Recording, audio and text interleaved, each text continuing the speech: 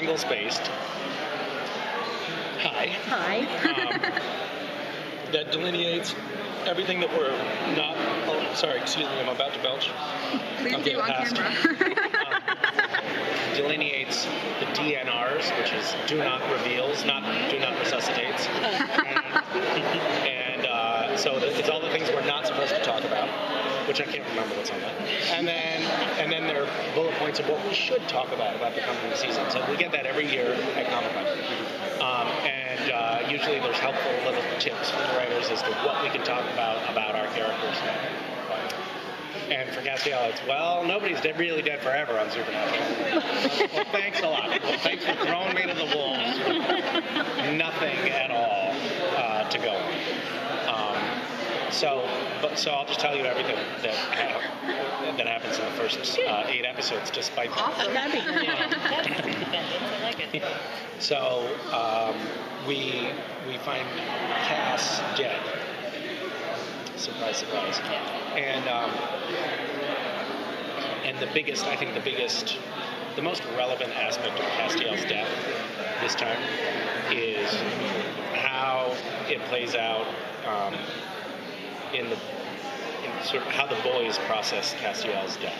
So ultimately, as the season plays out, Castiel's death is going to be less important for him because he was just dead than it is for the boys who go through like a grieving process and really have to process the loss of their friend. So Cass, when he does come back as more than a lifeless body, we find him in a realm that we've talked about on Supernatural before, but have never seen. And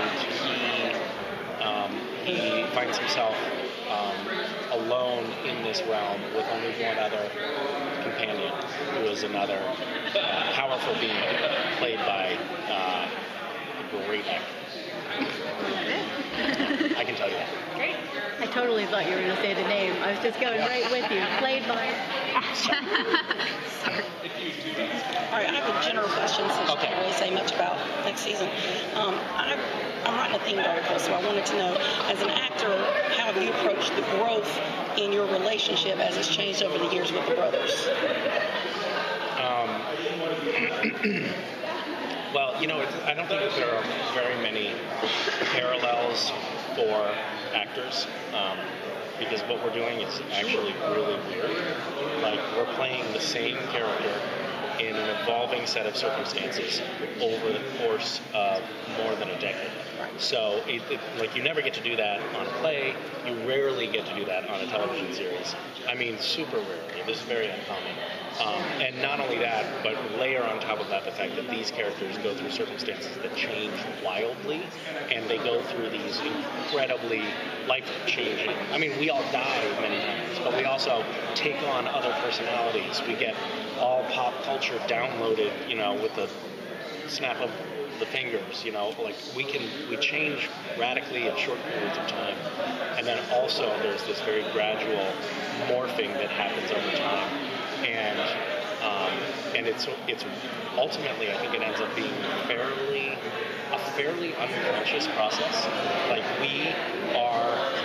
we're taking in the information, and the characters are changing as the storyline dictates.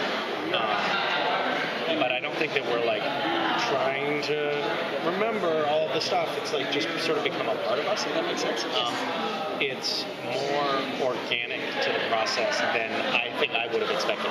I would have expected like we would have to sit down and run over things in our heads and refresh our memories about what's going on. And in fact, it's more like just having a personality that is changing over time. I think that's how the characters end up working. For the finals? I'll ask the final question. What about Gishwas, Misha? That's my question. Yeah. Let me just plug Gishwas really quickly because this is the last year that I'm running Gishwas, and it's been awesome. And I just posted a video on my Facebook page which shows something that we did in last year's hunt. That I just got that video today. We literally changed the lives of these refugee families, which is super cool. but it's something I'm very proud of, and the people that participate in it seem to love it. So I would encourage people to sign up, and the registration closes tomorrow, so sign up sometime soon. Already signed up? And by the way, Then they're done now. oh, good. All right. And we're doing something also now where anybody who signs up or donates some registration for somebody else, we're buying an acre of critical habitat in Nepal. And so far, I think we're almost we're getting close to, I don't know where we are. We're around 15,000 acres that we've gotten so far. So we're trying to get to 20. Yes. All right, thanks, guys.